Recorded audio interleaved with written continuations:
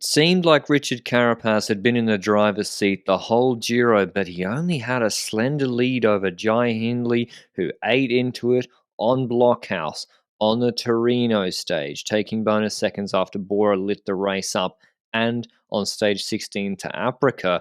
So we went into the final stage with Jai Hindley just 3 seconds behind Richard Carapaz, with the final TT on stage 21, but most importantly, a brutal stage in the Dolomites. And if you want to watch the Giro d'Italia starting this weekend, all month, GCN Plus is your best place to do so, to watch historic, epic moments like this every kilometer of the Giro live and on demand, and you can get 15% off in selected territories on an annual pass through my link down below. But after stage 19, this is probably not what Ineos would have wanted going into the final two stages, especially a high mountain stage where anything can happen in the Dolomites.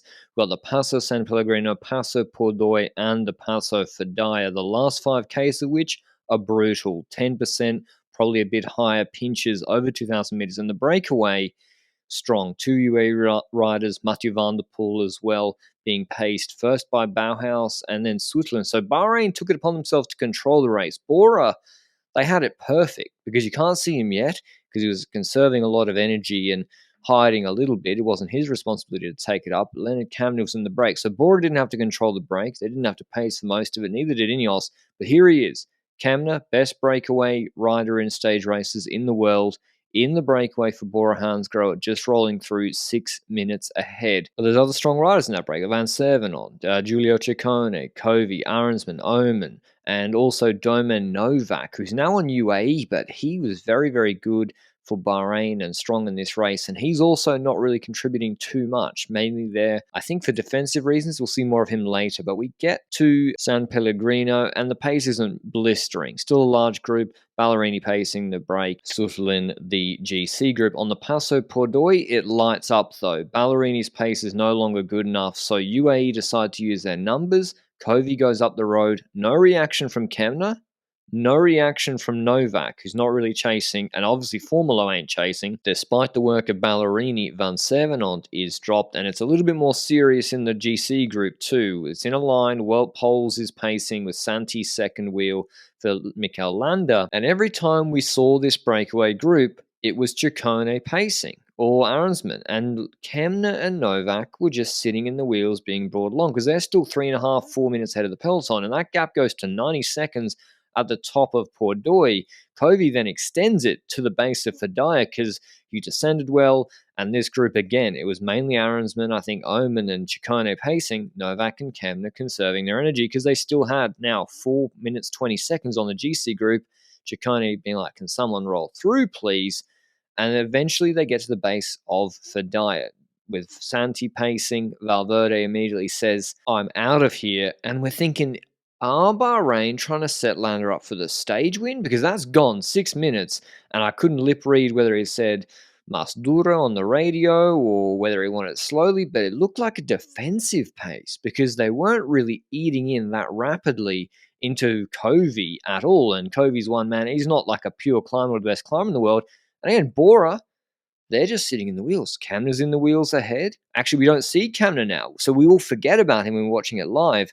Kelderman and Buchmann are able to sit in with Hindley, and it's still Buitrago pacing, and that gap's not coming down, and attacks are coming from the GC group, Guillaume Martin.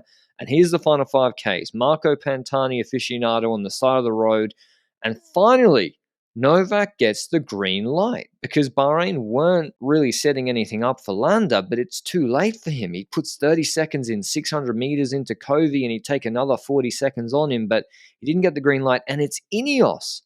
When the steep section starts with 5Ks to go, with Sivakov, they immediately hit the front. And this tells us that Carapaz is trying to do something and that they're not comfortable, obviously, going into the final time trial with just a 3-second lead because the bonus seconds are going to be gobbled up by the breakaway ahead. So they're not just riding this in.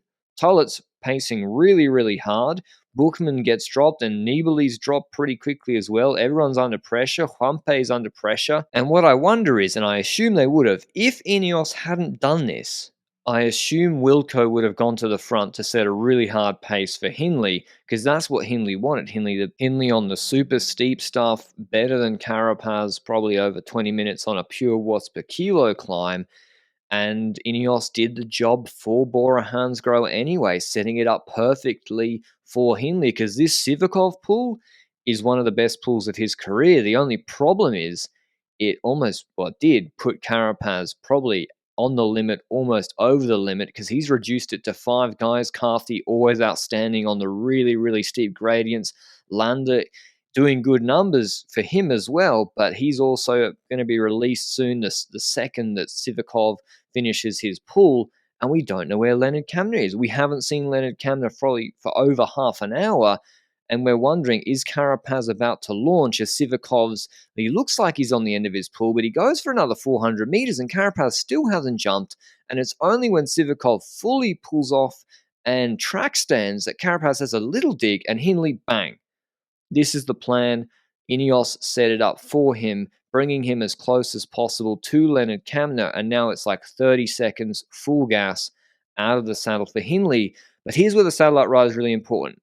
Even though the drafting benefit on these insane gradients is not huge, it is there, it still exists, it's not huge, but say Kamna's not there and Hindley's done that huge dig right then, and he hasn't dropped Carapaz initially at least. Does he keep continuing? Does he just ride full gas with Carapaz on the wheel for another 3-4 minutes?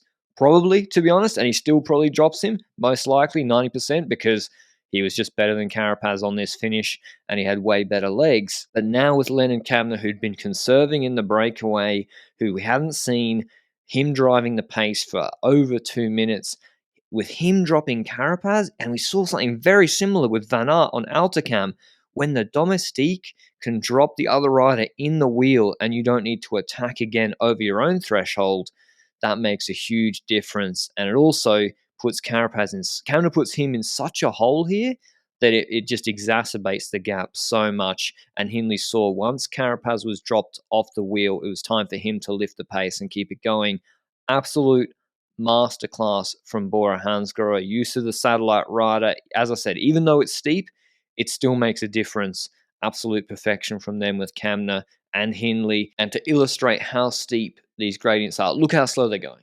And when pro cyclists are going this slowly, you know it's crazy steep. And we're at over 2,000 meters now. And this Bora Hansgrohe fan on the side of the road must have thought, this is my lucky day. Imagine that. You go there, you probably have to ride up there 6 hours before or something, you wait.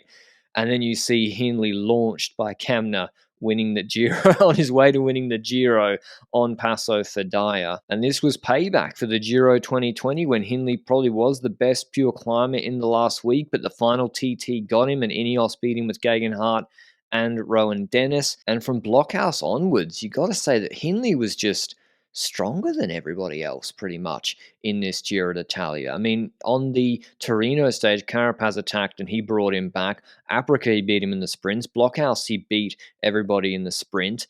But he still seemed like a dark horse. And then the weight of all the race was on Ineos and Carapaz in pink for the whole time, having to carry the race, and they never were able to gain additional time on him. Covey wins the stage. Kamna did a masterful job trolling Carapaz behind. Novak only 30 seconds behind Covey. He should have won this stage. And Jai Hindley, with Kamna dropping Carapaz, which must have been demoralizing, puts on an absolute show. Huge performance when you account for the difficulty of the stage and the altitude they were at. Completely destroys Carapaz and runs away with the Giro d'Italia.